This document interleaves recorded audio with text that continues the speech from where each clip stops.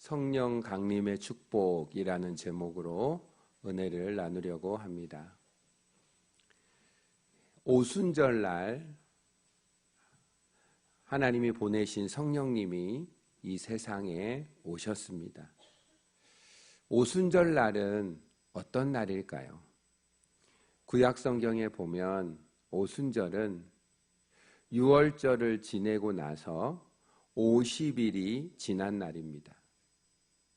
구약 성경에 하나님이 이스라엘 백성을 유월절에 애굽에서 건져주시고 광야로 나왔습니다. 그래서 50일이 되던 날에 모세에게 시내산에서 율법을 주셨습니다. 그래서 오순절 날에는 율법을 받은 날입니다. 그리고 가나안 땅에 들어가서 오순절은 첫 번째로 곡식을 수확한 날입니다. 그래서 첫 열매를 하나님께 드린 날, 그날이 바로 오순절입니다.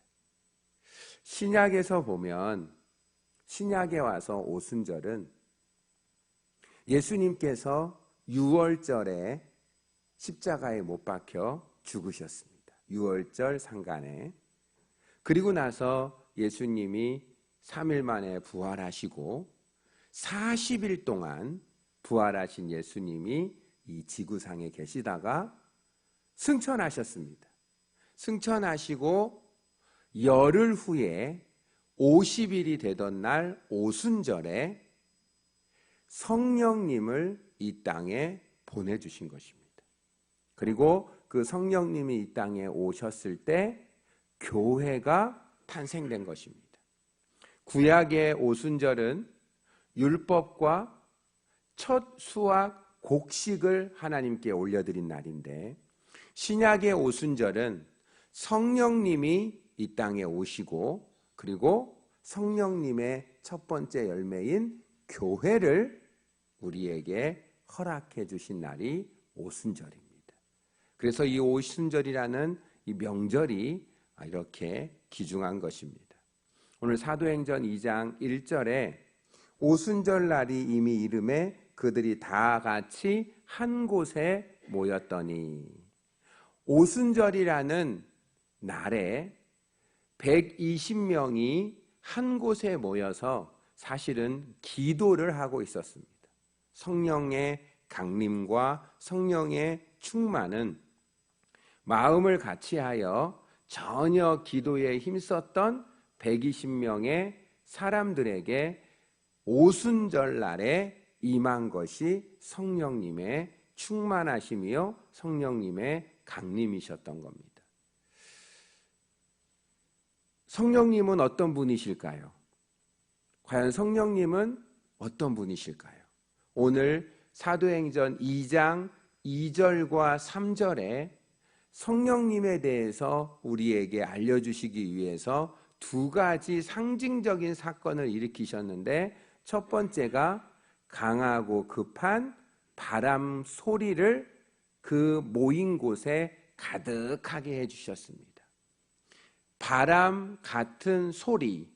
그래서 오늘 여러분, 성령님을 잘 이해하려면, 성령님을 잘 믿고 따르려면 오늘 두 가지 개념을 기억하면 성령님을 더 가까이 경험하실 수가 있습니다. 첫째는 바람, 그리고 3절에는 불입니다.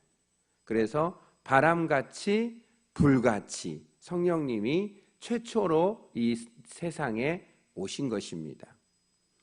예수님이 이 땅에 탄생한 날을 크리스마스 성탄절이라고 합니다. 우리는 교회가 탄생한 날이 바로 오순절 날입니다. 그런데 성령님께서 이 세상에 오셨는데, 그 성령님이라는 성령 하나님에 대하여 우리가 이해하기가 쉽지 않습니다. 하나님은 우리의 창조주이시고 우리의 근원이시고 우리를 위하여 천국을 준비하시고 우리를 위하여 독생자까지 아낌없이 사랑해 주시는 창조주, 그리고 우리의 아버지, 그리고 우리의 섭리자, 우리의 통치자라는 것을 이해하기 쉽고, 예수님은 우리에게 영생을 주시기 위해, 우리에게 천국을 갈 수 있는 길을 열어주시기 위하여 이 땅에 내려오신 메시아, 구세주라는 것도 우리는 잘 알고 있는데, 우리가 성령님을 잘 알고 성령님과 동행하고 성령님과 교제하고 성령님을 환영하고 인정하고 그분을 따라가며 그분과 함께 그분의 능력으로 이 세상에서 하나님의 자녀답게 살아갈 수 있으려면 성령님이 어떤 분이신지를 잘 알아야 합니다. 우리가 이 세상을 살면서 가장 중요한 일은 하나님의 자녀가 되는 일입니다. 예수님의 이름을 영접하는 자, 곧 그 이름을 믿는 자에게는 하나님의 자녀가 되는 권세를 주셨습니다.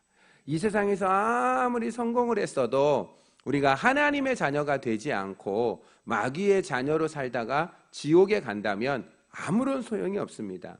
우리는 하나님의 자녀라는 새로운 신분을 얻는 것처럼, 즉 예수님을 나의 구세주로 믿는 것처럼 중요한 것은 아마 이 세상에 없습니다. 그런데 하나님의 자녀가 되는 것만큼 중요한 게 있습니다.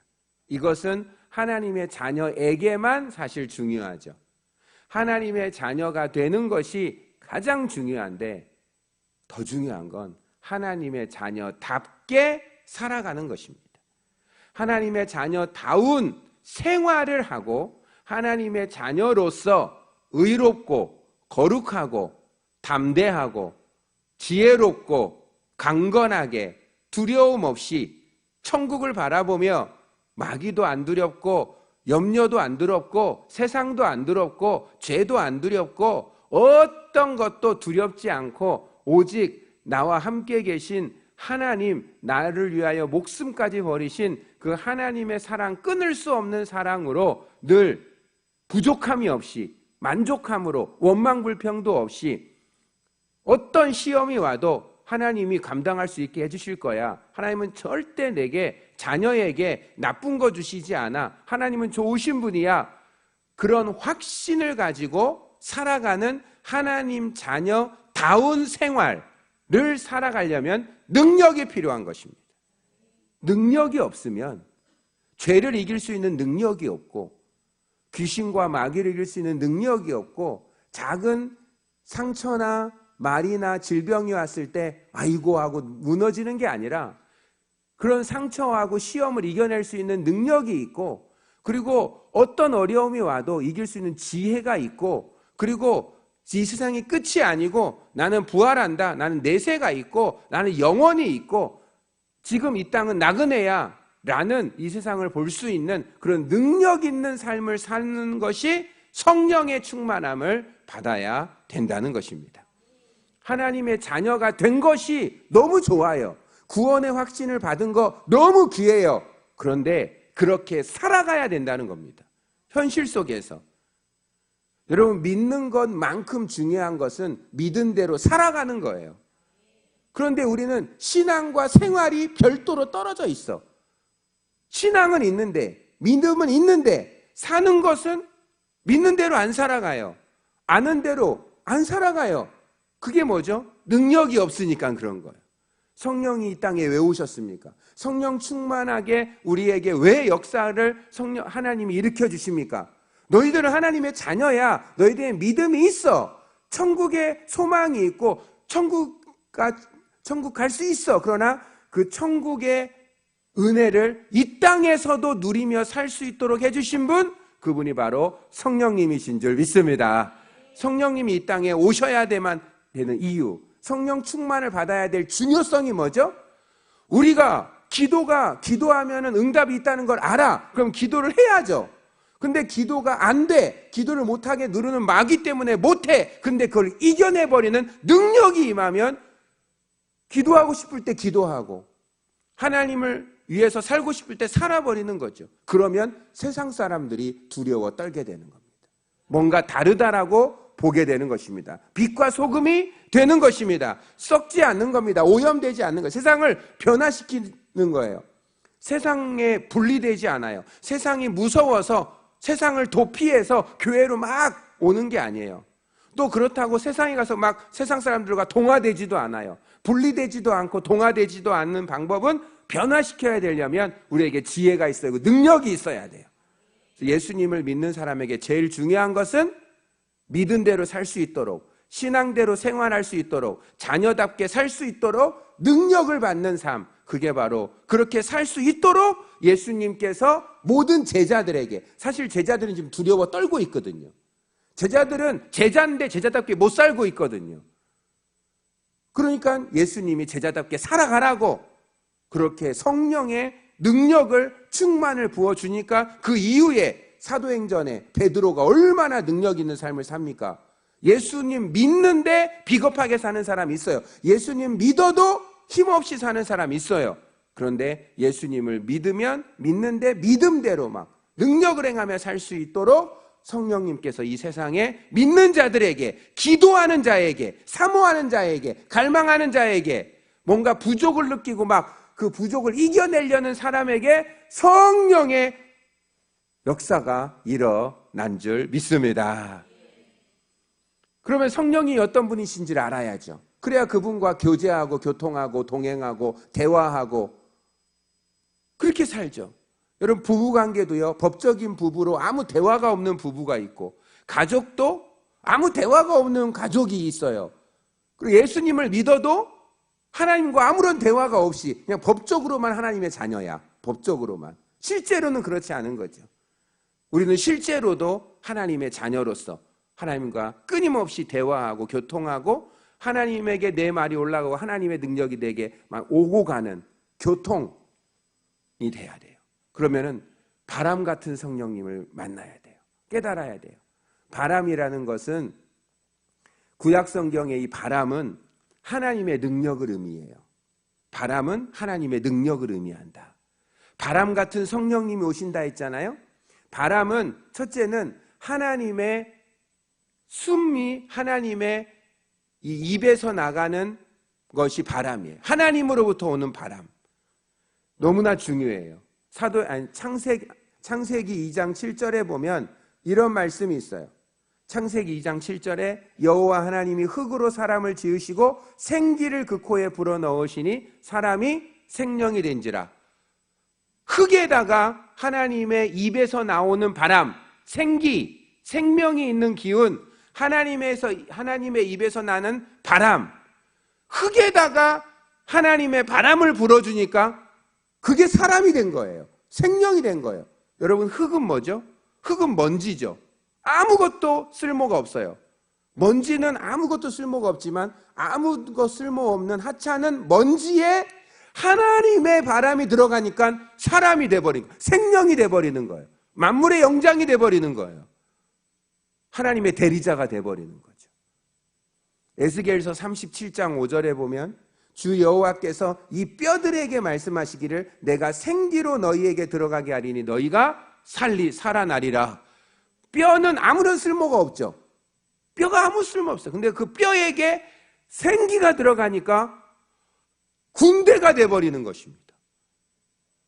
뼈가 문제가 아니라, 흙이 문제가 아니라 어떤 것에도, 아무리 하찮은 인간에게도 뭐가 들어가면요? 하나님의 바람, 하나님의 생기가 들어가면 살아있는 생명이 되고 군대가 되는, 능력 있는 존재로 변화시키는 것이 하나님의 바람이라는 것입니다.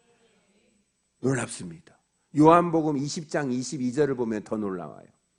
요한복음 20장 22절에 보면 지금 제자들이 예수님을 다 배신하고 도망갔잖아요. 근데 들었어. 예수님이 부활했다고 들었어. 그래도 안 믿었어요. 근데 부활하신 예수님이 나타나신 거예요. 부활하신 예수님이 나타나서 지금 문 안에도 꽁꽁 숨어서 우리도 죽을 수 있어. 예수님도 죽인 사람이 우리도 죽여. 이런 두려움에 빠져있는 그들에게 부활하신 예수님이 나타나셔서 처음 했던 말이 뭐냐면 평강이 있을지어다. 이 말씀을 하시고 그들을 향하여 숨을 내쉬며 이르시되 성령을 받으라. 부활하신 예수님이 두려워 떨고 있는 제자들에게 첫 번째 했던 것이 숨을 내신 거예요.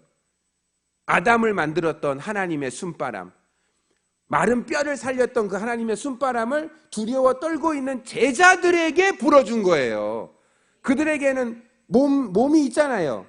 그들에게는 마음이 죽었어. 마음이 두려워요. 여러분, 마음이 두려운 자에게도 예수님, 부활하신 예수님의 바람을 불어넣어 주셔서 성령 바람이 들어가면 완전히 변화된 능력의 제자들로 변화될 줄 믿습니다. 성령 바람이 들어갔기 때문에 제자가 확 바뀌어버린 거예요. 그 전까지만 해도 두려워 떨었죠. 그런데 이 바람이 흙덩어리를 아담 만들고 뼈다귀를 군대 만들고 두려워 떨었던 제자들을 정말로 능력 있는 순교자로 만들었던 이 성령의 바람이 오늘 사도행전 2장 2절에 기도하는 120명에게도 호련히 하늘로부터 급하고 강한 바람 같은 소리가 그들에게 임한 것입니다. 이 120명 중에 이름 아는 사람 있어요?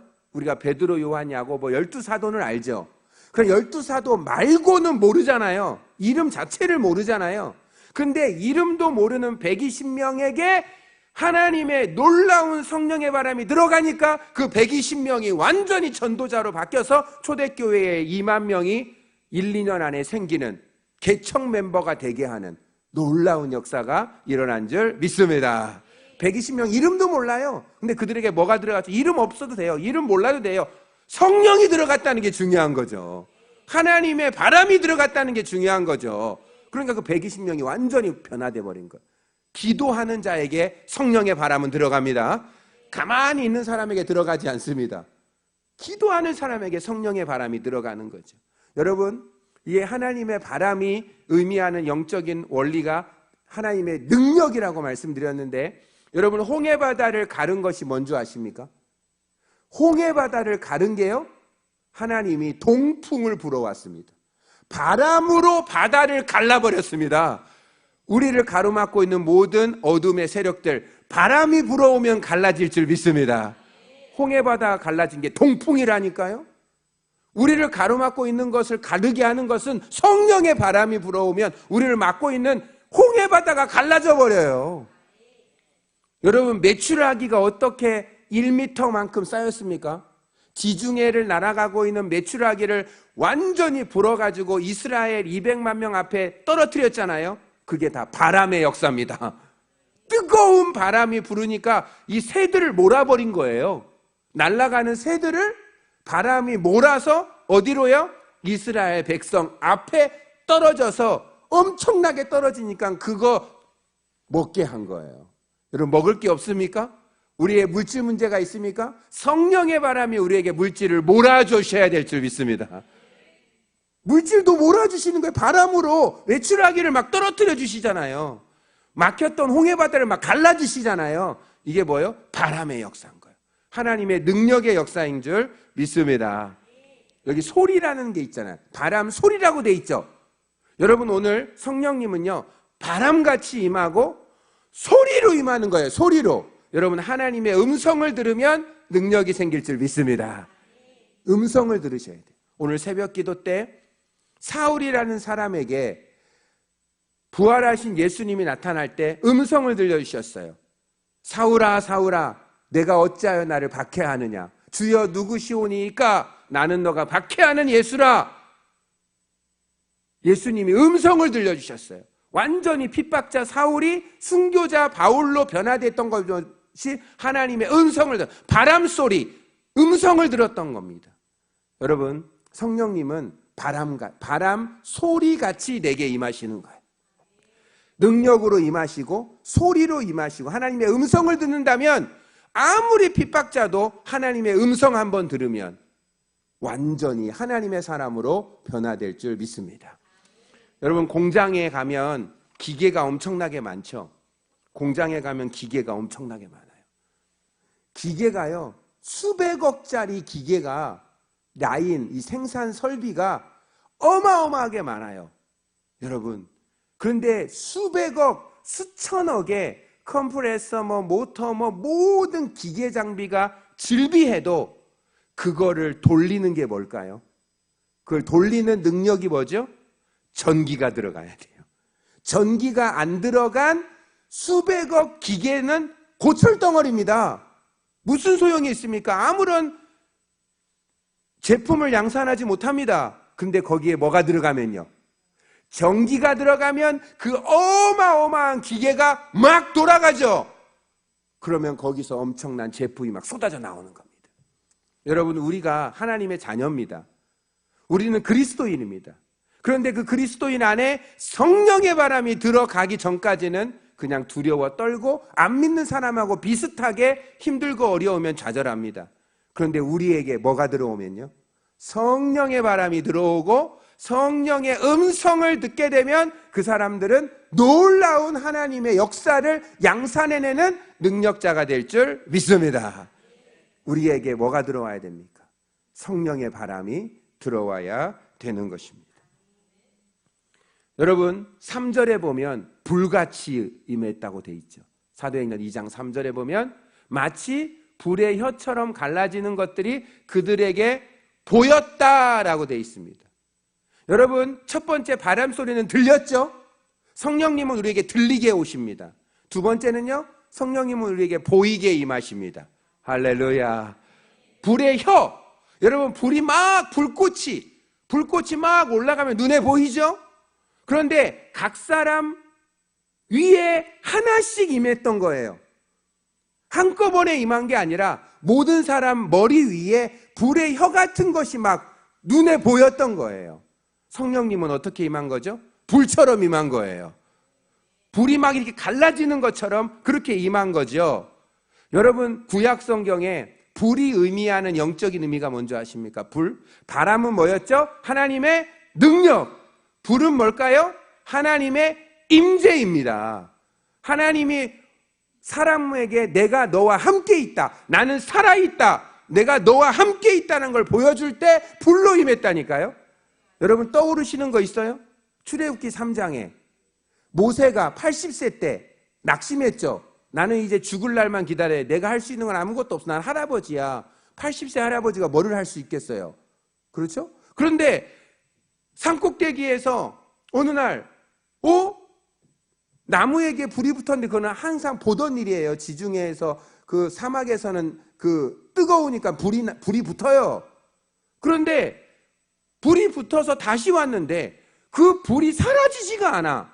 여러분, 원래 불은 사라져요. 조금 있으면. 근데 사라지지 않는 불. 근데 더 이상한 건 뭔지 아세요? 나무가 타지를 않아. 타지 않는 나무, 사라지지 않는 불. 이상해요, 안 이상해요? 너무 이상하죠. 그래서 거기에 간 거예요. 왜 불이 안 사라지지? 한참 됐는데. 그리고 나무가 왜 안 타지? 알고 보니까 하나님이 임하신 거예요. 모세에게 불로써 임한대. 하나님이 임하실 때 불로 임하시는 거예요. 불이 임하면 하나님이 임하신 거하고 똑같다라는 거죠. 그 속에서 모세야 모세야 내 신에서 발에서 신을 벗어라. 내가 선 땅은 거룩한 땅이다 하면서 거기서 사명을 주시잖아요. 너무나 두려운 거예요. 하나님이 모세에게 내가 나타난 거죠. 불로 나타난 거예요. 열왕기상 18장에 엘리야가 바알과 싸울 때 바알이 하나님이냐 여호와가 하나님이냐 막 헷갈릴 때 엘리야가 어떻게 했죠? 불로 임하시는 분이 진짜 하나님이다. 그렇게 전쟁했잖아요. 근데 정말 어떻게 됐죠? 하나님은 엘리야의 기도로 불로써 임하셔서 모든 재물을 다 태워주셔서 정말 하나님은 불로 임하시고 그것 때문에 850명을 다 죽고 이스라엘 백성이 다 여호와만이 하나님이시다. 여호와가 하나님이시다. 라고 다 돌이키는 역사가 일어난 줄 믿습니다. 불로 임하시는 거예요. 하나님의 임재는 불로 임하는데 엘리야가 뭐 할 때 임했습니까? 기도할 때 불로 임한 거예요. 성령님은 우리가 예수님을 믿을 때는 회개할 때 예수가 믿어지죠. 성령은요, 기도할 때 임하는 거예요. 말씀 들을 때 임하는 거예요. 안수 받을 때 임하는 거예요. 전도할 때 임하는 거예요. 하나님의 일을 할 때 임하는 거예요. 가만히 있다가 임하는 게 아닙니다. 예수님은 회개해서 믿게 되지만 성령의 불은 기도하는 자에게, 막 갈망하는 자에게, 사모하는 자에게 내가 능력이 없어서 하나님의 뜻대로 못 살아요. 하나님의 뜻은 아는데 못 살아요. 하나님, 내가 하나님의 뜻대로 살도록 능력 좀 주세요 라고 갈망하고 사모하고 의지하고 막 구하는 자에게 하나님이 주시는 거죠. 불처럼 성령님이 임하신 것입니다. 불은 우리를 비추어 주죠. 여러분, 이스라엘 백성들이 깜깜한 밤에 어떻게 행진했습니까? 불기둥 보고 행진한 거예요. 이스라엘 백성들 200만 명이 하나님이 우리와 함께 있다는 걸 어떻게 알았죠? 불기둥을 보고 안 거예요. 불기둥. 그 불기둥이 앞서가니까 하나님의 임재를 따라간 거예요. 불기둥을 따라가면 그게 길인 거예요. 여러분, 하나님을 따라가면 그게 길이에요. 나는 길을 몰라도 돼요. 하나님이 내 길만 되어주시면 돼요. 나는 하나님을 따라가면 돼요. 내가 미래를 몰라도 돼요. 미래를 아시는 하나님을 따라가면 돼요. 나는 문제가 해결 못해도 돼요. 문제를 해결하시는 하나님을 따라가면 돼요. 우리에게는 하나님이 선한 목자가 되시면 되는 거예요. 내가 미래도 알고 싶고 문제도 해결하고 싶고 걱정도 안 하고 싶고 걱정 안 할 수 없고요. 문제 없을 수 없고요. 나는 미래 몰라요. 그러나 미래를 알고 걱정을 해결해 줄 수 있고 문제보다 크신 하나님만 있으면 나는 모든 문제가 다 근본적으로 해결된 줄 믿습니다. 불은 우리를 보게 해주는 거예요. 멀리 보게 해주는 거예요. 여러분, 성령의 불이 임해야 천국도 보입니다. 성경 말씀도 보입니다. 하나님도 보입니다. 하나님의 아들, 하나님의 나라, 하나님의 말씀, 하나님의 능력, 하나님의 세계 다 성령의 불이 임해서 눈을 열어주셔야, 보게 해주셔야 우리는 보게 되는 것입니다. 성령님이 임하면 보게 해주십니다. 내 눈을 열어주십니다. 깜깜해봐요. 눈이 있어도 안 보여요. 그런데 불이 임하면, 빛이 임하면 금방 보이는 거죠. 성령의 불이 임하면 우리에게 태워주시는 거예요. 우리에게는 얼마나 더러운 게 많아요. 갈라디아서에 보면 육체의 소욕이 얼마나 많은 줄 아세요? 육체의 소욕이요, 읽기만 해도 어려워요. 갈라디아서 5장 19절 21절에 보면 육체의 일은 현저하니 음행과 더러운 것과 호색과 우상숭배, 술수, 원수 맺는 것, 분쟁, 시기, 분냄, 당짓는 것, 불리함, 이단, 투기, 술취함, 방탕함, 이 모든 것들을 우리의 힘으로 어떻게 없앱니까? 성령의 불이 와서 태워주셔야 되는 거예요. 이거 다 태워주신단 말이에요. 일일이 우리가 병에 걸렸을 때, 암에 걸렸을 때 암보다 예수님을 더 생각해야 암을 이길 수가 있어요. 고난이 왔을 때 고난보다 성령님을 더 의지해야 고난을 이길 수가 있어요. 그런데 쉽진 않죠. 우리가 병이 걸리면 하루 종일 병 생각만 한단 말이죠. 어떤 암에 안 걸린 사람이 암에 걸린 친구들이 많으니까 나 암 걸리면 어떡하지? 암에 안 걸렸는데 암 생각을 하루 종일 해. 그럼 나중에 암이 걸려. 우리는 암에 걸릴 생각을 하는 게 아니라 암에 걸렸어도 암을 생각하는 게 아니라 예수님을 더 생각해야 되는 거예요. 성령님을 더 생각해야 되는 거죠. 우리가 어떤 문제가 있으면 그 문제보다 그 문제를 해결할 수 있는 하나님을 더 묵상해야 되는 거예요. 그래야 그 문제는 실제적으로 해결될 수 있는 거예요. 우리의 생각이 어디에 있어야 돼요? 성령님이 우리의 죄를 태워주셔야 되는 거예요. 우리의 비춰주시고 태워주시고 성령님은 우리를 뜨겁게 해주십니다. 성령님은 우리를 뜨겁게 해주시는 거예요. 근데 불의 혀같이 임했다 했어요. 성령님은 바람 소리 같이 임하고 불처럼 일하는데 2장 4절에 보면 이런 말이 있어요. 그들이 다 성령의 충만함을 받았다. 여러분 생각해 보세요. 120명이 모여 있잖아요, 지금. 근데 그 120명 중에 다 기도 열심히 했을까요? 어떤 사람이 그래요. 120명 중에 몇 사람은 기도 안 하고 졸고 있었다. 120명이 전부 다 불러 막 이렇게 계속 기도 안 했다는 거예요. 근데 성령님은 그 사람 빼고 임했다. 그래 돼 있었습니까? 120명 중에 제대로 안 하고 졸고 그런 사람 머리 위에는 불의 혀처럼 안 임했다. 안 그랬어요. 그 공간에 있는 모든 사람에게 불의 혀가 다 임했습니다. 나는 너무 위로를 받았습니다. 나는 그 설교에 너무 위로를 받았어요. 120명 중에 솔직히 그렇게 마음속에 확실히 안 믿고 기도한 사람도 있을 수 있었대요. 성령이 정말 오겠나? 오나? 막 그렇게 약간은. 그런데도 그 사람에게도 임했다요. 왜 그렇습니까? 오순절 그날에 그 장소에 함께 있는 모든 사람 머리 위에 불의 혀처럼 다 임했다라는 겁니다. 오늘 2장 4절에 뭐라고 돼 있죠? 그들이 다, 이 다자가 얼마나 감사합니까? 여러분, 여기에 있는 분들 중에 신앙이 좋은 사람도 있고 약한 사람도 있고, 그리고 약간 안 믿는 사람도 있고 잘 믿는 사람도 있고, 마음에 그런 사람, 다 성령이 임할 줄 믿습니다. 다 성령이 임하는 거예요. 저기 잠옷실에 있는 어린아이까지, 어린아이 놀고 있는데 말씀 안 듣는데 임할까요? 아니, 그들도 다 성령이 충만히 임할 줄 믿습니다. 시간과 공간이 중요해요. 시간과 공간이 중요한 거예요. 누구죠? 도마는 그 자리에 없었잖아요. 부활하신 예수님 올 때 없으니까 못 믿었잖아요. 여러분, 주일날 예배드리는 장소에 내가 와 있다는 자체가 복받을 가능성이 너무 높은 겁니다. 물론 문제가 너무 많아서 싸우고 와서, 그리고 가정 형편이나 직장 형편 때문에 지금 나는 온전히 예배를 못 드리는 것 같아. 내 안에는 지금 내가 너무 많아. 너무 힘들어. 앞에서는 막 기도하고 설교하는데 사실 뭐 그렇게 나한테 이건 아닌 것도 있어요. 그러나 그 자리에 계신 모든 분에게 성령의 불이, 성령의 바람이, 성령의 충만함이 임했다고 성경에 기록되어 있으니 저는 성경을 믿어야 될 줄 믿습니다. 우리가 그 자리에 있는 게 얼마나 중요한지 몰라요.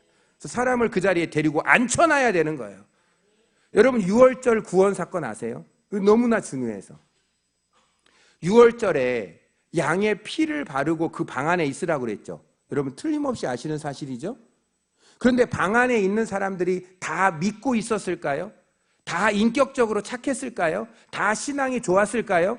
아닙니다. 그 방 안에는 심지어 애굽인도 있었어요. 애굽인. 그 방 안에 누가 있었다고요?